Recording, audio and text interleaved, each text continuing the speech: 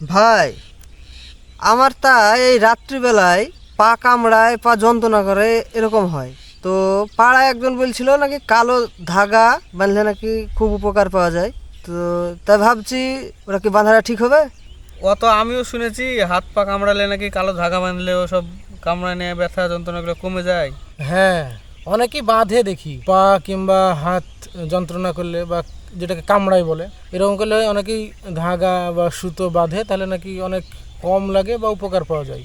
দেখো, আল্লাহ শয়তানকেও কিছু ক্ষমতা দিয়েছে। শয়তানকে ক্ষমতা এই জন্যই দিয়েছে যে কিছু কিছু মানুষ আছে তাদেরকে পরীক্ষা করার জন্য, যে শয়তানের আশ্রয় নিচ্ছে না আল্লাহর আশ্রয় নিচ্ছে সেইটা দেখার জন্য। তো শয়তানেরও কিছু ক্ষমতা আছে। তো ওই কালো সুতো বাঁধলে ওই সুতোর দ্বারাই ভালো হয়েছে, এই একটা অন্তরে বিশ্বাস আসে এবং কিছু সময়ের জন্যে অল্প একটু হলেও রেহাই পাওয়া যায়।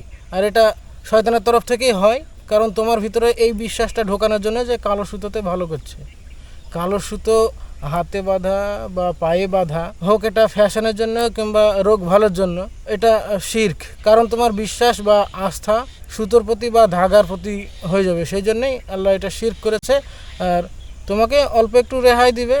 শয়তানের তো কিছু শক্তি আছে তোমাকে শয়তানের দিকে নিয়ে আসার জন্য। তো কালো সুতো বাঁধা যাবে না। হ্যাঁ, যদি পায়ে খুব যন্ত্রণা করে তাহলে একটু ম্যাসেজ করলা, বা ভালো ভালো চিকিৎসা আছে, যেমন হোমিওপ্যাথি চিকিৎসায় সম্পূর্ণ সেরে যায় ইনশাল্লাহ। তবে হোমিওপ্যাথি ওষুধ খাওয়ার সময়ও বিশ্বাস রাখতে হবে যে আল্লাহই ভালো করবে ওষুধের দ্বারা।